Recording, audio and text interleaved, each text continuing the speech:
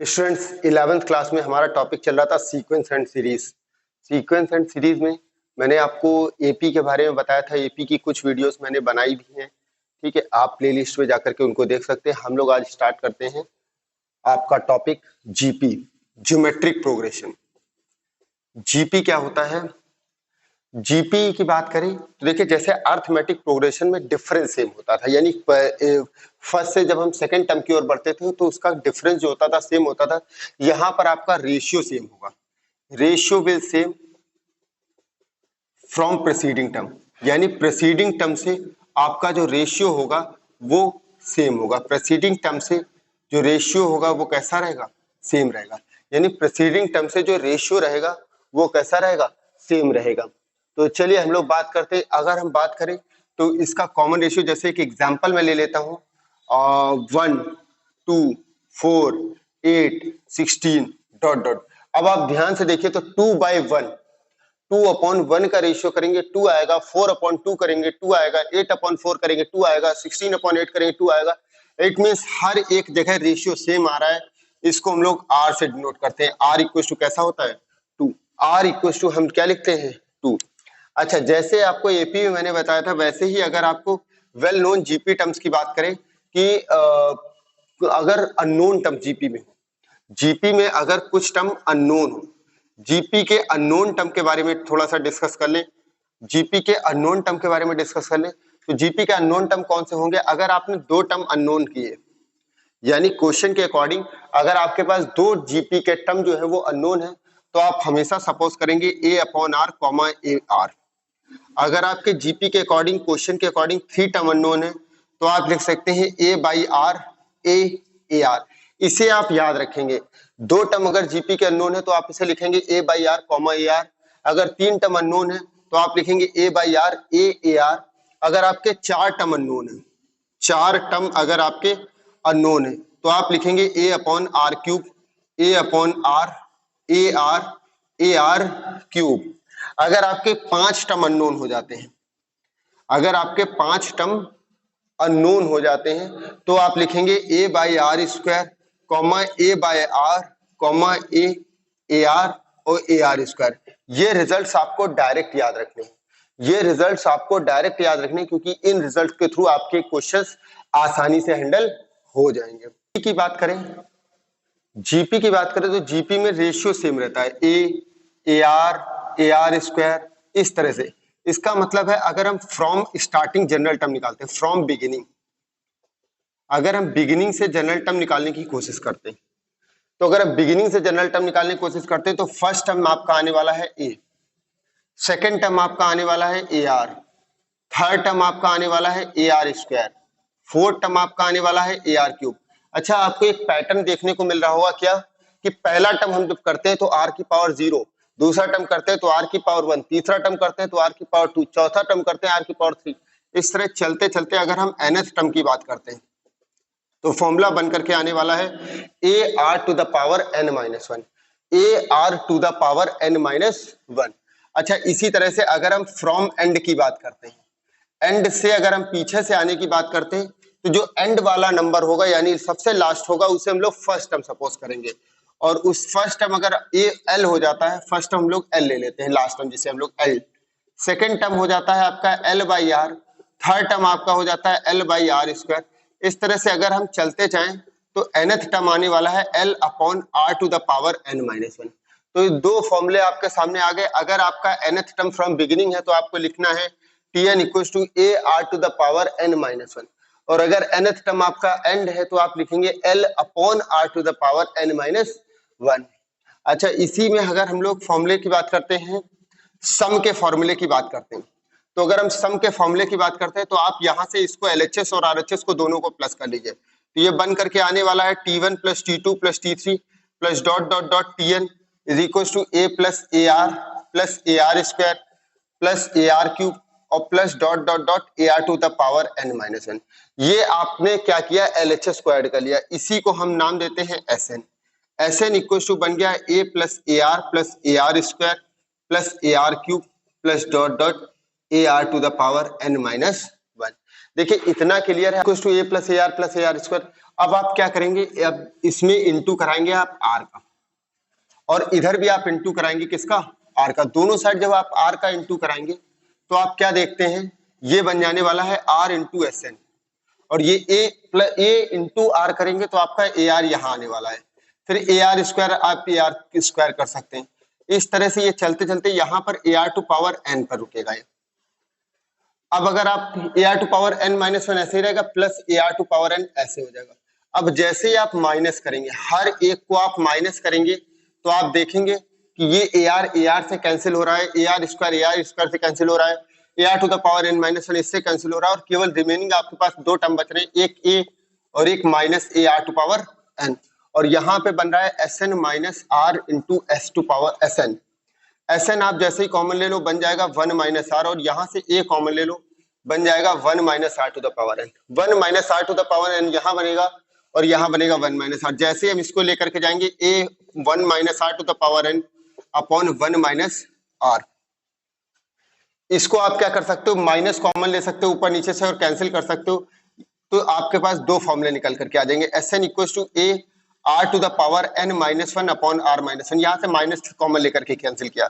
अच्छा, इससे हेल्प हमें क्या मिलने वाली है, इससे हेल्प ये मिलेगी कि जब आपका आर वन से छोटा होगा तो आप ये फॉर्मूला लगा सकते हैं। अगर आर का वैल्यू छोटी है किससे, वन से, तो आप ये फॉर्मूला लगा सकते हो। और अगर आर का वैल्यू मोर है किससे, मोर देन वन, यानी आर की वैल्यू वन से बड़ी है, तो आप ये फॉर्मूला अप्लाई कर सकते हो। तो आपके पास दो फॉर्मूले बन गए, एक S N equal to A one minus R to the power N upon one minus R, और S N equal to A R to the power N minus one upon R minus one. अगर आप sum of infinite GP की बात करें, sum of infinite terms of GP की बात करें, यानी जीपी में जो टर्म हो वो इनफाइनाइट हो, इसका मतलब है सीधे सीधे बात करें N tends to infinity, N tends to infinity. तो अगर n टेंस टू इन्फिनिटी की अगर हम बात करते हैं तो आपके पास सीधे सीधे फॉर्मूला बन करके आता है एस एन इक्वल टू आता है A upon one minus R, या फिर आता है आपके पास formula A upon R minus one. ये दो फॉर्मूले आपके पास आते हैं एस एन नहीं sorry S infinity. S infinity के पास लिए आपके पास दो फॉर्मूले निकल करके आते हैं, ए अपॉन वन माइनस आर और ए अपॉन आर माइनस वन। आइए देखिए क्वेश्चन लिखा हुआ find 15th term of GP, यानी हमें इस जीपी का 15th टर्म फाइंड आउट करना है। तो आपने सबसे पहले ए लेना है, ए का वैल्यू 3/2 आएगा। आपको आर ले लेना है, आर कॉमन रेशियो आने वाला है सेकंड बाई फर्स्ट। कभी भी आपको आर का वैल्यू निकालना हो तो आप निकालेंगे सेकंड अपॉन फर्स्ट, यानी सेकंड टर्म को फर्स्ट टर्म से आप क्या कर देंगे, डिवाइड। तो 3/4 को जैसे ही आप 3/2 से डिवाइड करेंगे आपका ये 3 इंटू 2/3 इंटू 4 आने वाला है। ये 3 से 3 कैंसिल, 1/2 आपका कॉमन रेशियो आने वाला 1/2, और आपने n का वैल्यू फाइंड आउट कर लिया। कितना, क्वेश्चन में गिवन है कि हमें कितना number of term find out करना है, 15 टर्म फाइंड आउट करना है। आपने फॉर्मूला लगाया tn इक्वल टू आपका फॉर्मूला होता है a r to power n minus one. a आप 3/2 कर सकते हैं, ये r नहीं है 2 है सॉरी, 3/2 कर सकते हैं, और n के प्लेस पे 1/2 कर सकते हैं। n के प्लेस पे 15 माइनस 1 होगा तो ये बन जाएगा 3/2 टू द पावर, ये 14 आएगा, 14 1 15 2 टू द पावर 15, यानी जनरल टर्म आपका आने वाला है 3/2 to the power 15। 3/2 to the power 15 आपका आंसर आने वाला है। The first term of GP is 1, first term GP का 1 है, the sum of third and fifth term is 90। Sum of third and fifth term का जो सम है वो 90 दिया है, कॉमन रेशियो फाइंड आउट करना है। तो बहुत सिंपल सा क्वेश्चन है, हमें फर्स्ट टर्म जीपी का 1 दिया है, यानी a इक्वल टू आपने 1 ले लिया, एंड द गिवन है कि sum of third and fifth term यानी t3 प्लस t5 का सम गिवन है कितना, 90। आपने क्या किया, t3 को हम लोग लिख सकते हैं A R to the power 3 minus one, यानी ए आर स्क्वायर, प्लस आपने क्या किया, ए आर टू पावर 5 को हम लोग लिख सकते हैं A R to power 5 minus one. It mean A R to the power 4 equal to आपका आने वाला है 90। जैसे ही आपने a का वैल्यू 1 पुट किया तो R square plus R to the power 4 equal to आ गया 90। इसको हम सॉल्व करेंगे, आर की पावर 4 plus R square minus 90 is equal to 0, plus का 90 इधर आएगा, माइनस का 90 हो जाएगा। अब 90 के ऐसे हम फैक्टर करें कि आपका 1 आंसर आ जाए। जब 90 के हम फैक्टर की बात करेंगे तो 9 10 90, 10 माइनस 9 आने वाला है factor, R to the power 4 plus R square plus sorry r to the power 4 plus 10r square minus 9r square minus 90 is equal to 0।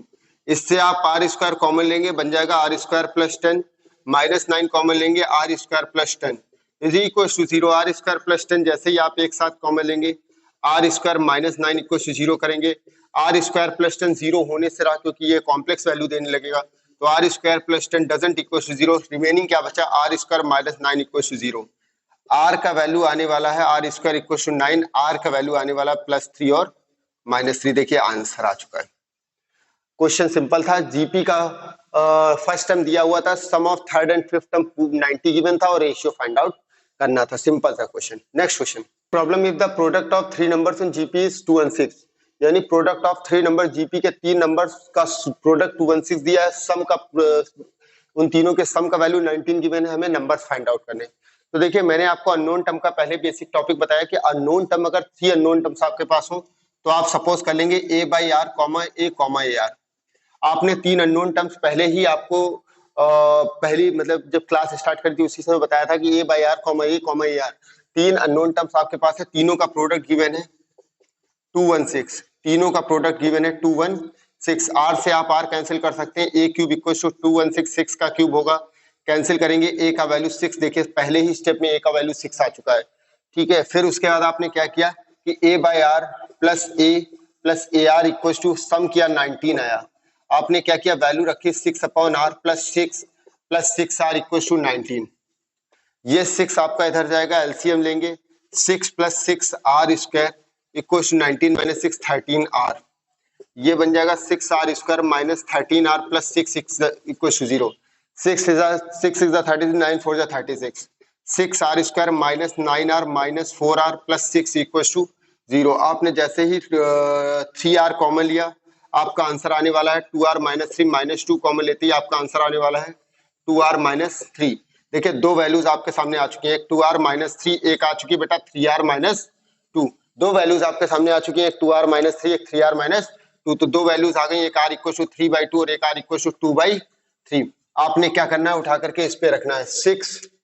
पहले जब हम रखेंगे a इक्वल टू 6 और r का वैल्यू रखेंगे 3/2, तो यहाँ पे रखेंगे 6/3/2, ये ऊपर आएगा 3 2 जा 6, 2 2 जा 4 आने वाला है।